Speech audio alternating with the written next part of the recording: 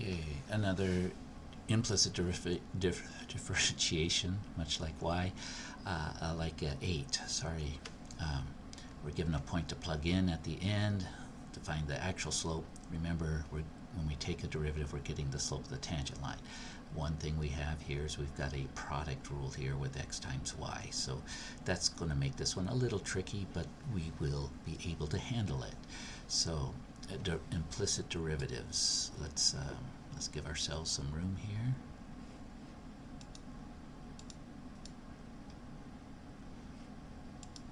And let's try the green. Let's see how that looks. So I'll write it down here.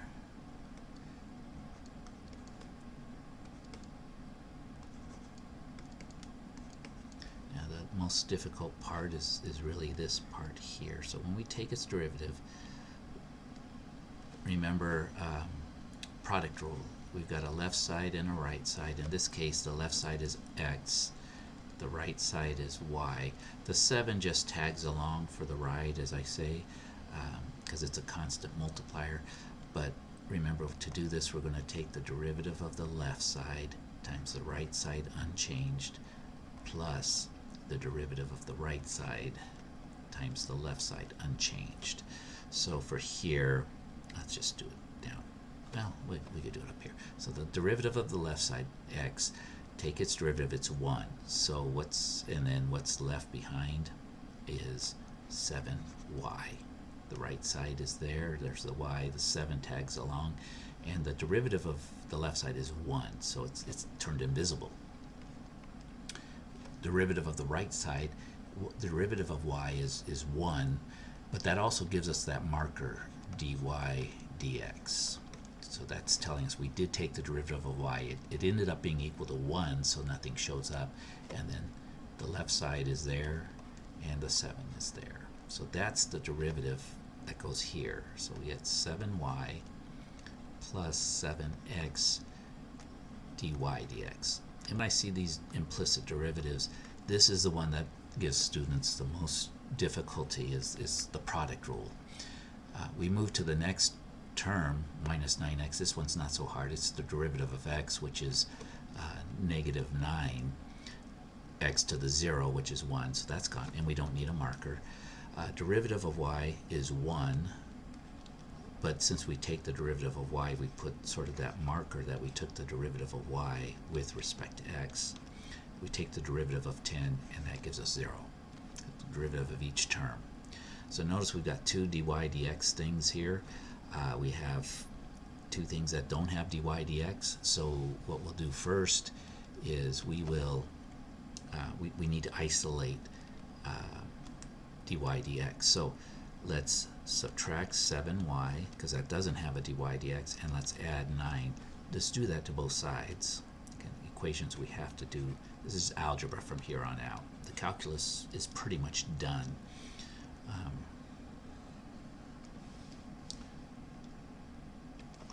Okay, so then we've got 7x dy dx plus dy dx is equal to, I'm going to flip these, 9 minus 7y. You could write it the other way, that's fine. And then this is the hardest part, maybe, on top of this. We have to factor out the dy dx, and you could go either way. Let me go this way. Dy dx, factor it out. So what's left? In the first term, what's left is 7x. The second term, now this is what people say, oh, that's 0. No, there's a 1 left. Because when you factor this out, there has to be a holder here so that when you multiply back through, you get to where you started with. So this is what we need. Okay, so but I see a lot of people get 7x and then they divide by 7x. They're missing that plus 1. It's a big deal. It can be a big deal. Okay, it makes the difference between right and wrong. So then we can divide both sides. And again, I like to sort of switch colors. We're going to take 7x plus 1 and that's going to cancel there. This is going to be 7x plus 1, and that's going to be our final answer, right? So we get, let me write it up a little bit higher so I can see it when I need it. We get that dy dx is equal to 9 minus 7y over 7x plus 1. That's our dy dx. Now they have to give us a number like -1, -1/6, but yeah, that wasn't very nice of them.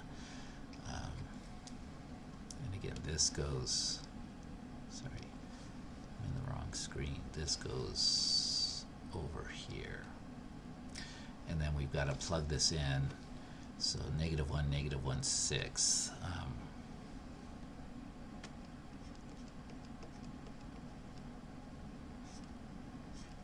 Really, 7y? Yeah, 7y.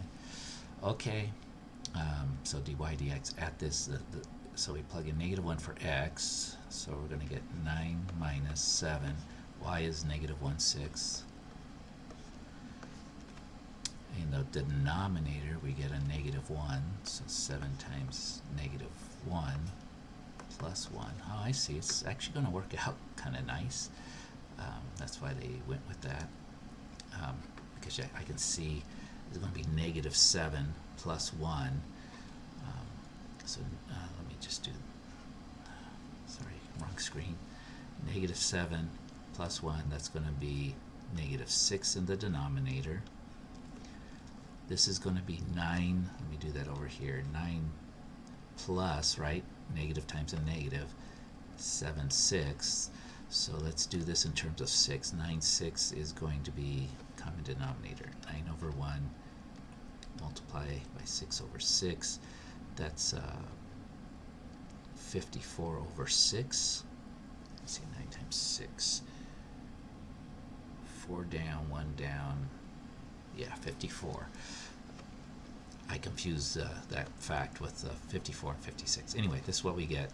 So 54 over 6 plus 7 over 6 is 61 over 6.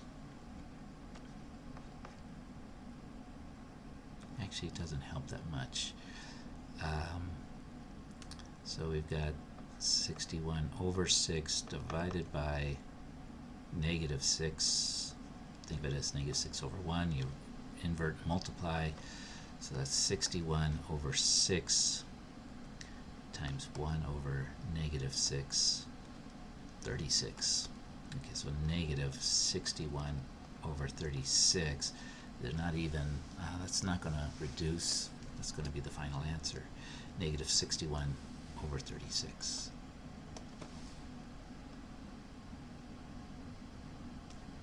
Just a mess, but so there's one part.